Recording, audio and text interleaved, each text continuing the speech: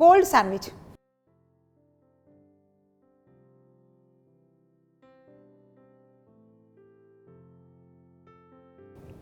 જય જિનેન્દ્ર.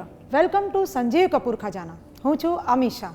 આજે હું આપ સૌ માટે લાવી છું જૈન રેસિપીનો ખજાનો. આજે આપણે અહીંયા બનાવશું કોલ્ડ સેન્ડવિચ. નામ સાંભળીને થોડું વિચાર આવતો છે કે આ કોલ્ડ સેન્ડવિચ શું છે. નોર્મલી આપણે grill sandwich, toast sandwich, vegetable sandwich બધી જ સેન્ડવિચ બનાવતા હોય, પણ કોલ્ડ સેન્ડવિચ ક્યારે પણ નહીં બનાવ્યું હોય. ગરમીનો સમય છે તો વેરિએશન તો બનતા હી હૈ. તો આપણે આજે અહીંયા બનાવશું કોલ્ડ સેન્ડવિચ.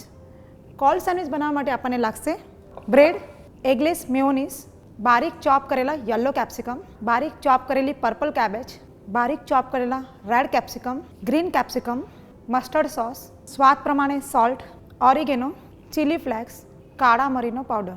આ બધી સેન્ડવિચ હેલ્ધી પણ ગણાય, કેમ કે તમે ચાહો એકલા વેજીટેબલ્સ આની અંદર નાખી શકો છો. પહેલાં આપણે મેયોનીઝ લઈ લઈશું એક બાઉલમાં. કેપ્સિકમ, ગ્રીનવાળા કેપ્સિકમ, યલો કેપ્સિકમ, આપણી પર્પલ કેબેજ, ચાહો તો તમે વ્હાઇટ કેબેજ નાખી શકો, લેટ્યુસ નાખી શકો. તમે ચાહો એ વેજીટેબલ્સ આની અંદર નાખીને આ સેન્ડવિચ બનાવી શકો છો. હવે આપણી અંદર મસ્ટર્ડ સોસ નાખશું, કાળા મરીનો પાવડર,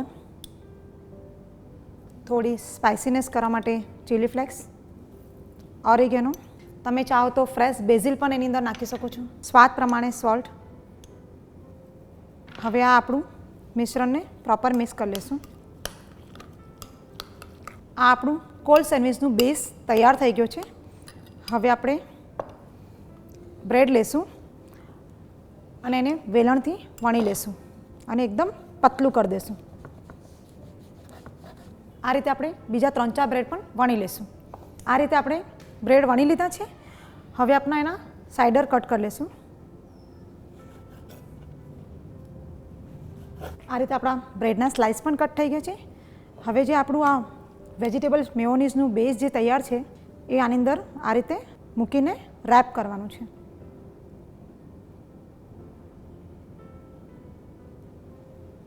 આ રીતે આપણે બીજી બધી સેન્ડવિચ પણ રેપ કરી લઈશું. આ આપણી કોલ્ડ સેન્ડવિચ રેપ થઈ ગઈ છે. હવે સેન્ડવિચ બી કોલ્ડ છે એટલે આપણે એને ફોઇલ પેપર અથવા આપણે તમારી પાસે કોઈ જાડું પ્લાસ્ટિક હોય એની અંદર આ મૂકી દઈશું. હવે આપણે આને રેપ કરી લઈશું ફોઇલ પેપરમાં અને થોડીવાર માટે એને ફ્રીજમાં ઠંડી થવા માટે મૂકી દઈશું. રેપ કરવાનું રીઝન એ છે કે તમે બ્રેડ કે કોઈ બી આઈટમ ફ્રીજમાં મૂકશો ને બહાર કાઢશો તો એના પર પાણી વળી જશે. આ રીતે એને કરવાથી એનામાં પાણી નહીં વળે, સેન્ડવિચ બી એઝ ઇટ ઇઝ રહેશે, સોફ્ટ પણ રહેશે. આ રીતે તમે રેપ કરીને એને 5 થી 10 મિનિટ ફ્રીજમાં મૂકી દેશો. આ આપણી સેન્ડવિચ 10 થી 15 મિનિટ ફ્રીજમાં રાખીને બહાર કાઢી ચૂક્યા છે આપણે. હવે આપણે એને કાઢી લઈશું.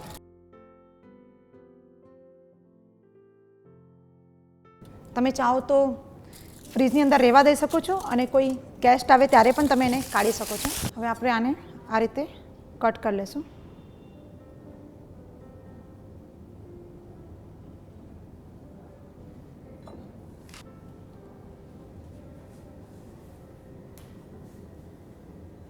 આ આપણી કોલ્ડ સેન્ડવિચ તૈયાર થઈ ગઈ છે. ગરમા ગરમ સેન્ડવિચ તો તમે ઘણી ખાધી છે. વરસાદની સિઝનને હજુ વાર છે, ગરમીનો સમય તો હજુ બાકી છે. તો કોલ્ડ સેન્ડવિચ બનાવો અને ઠંડા થાઓ.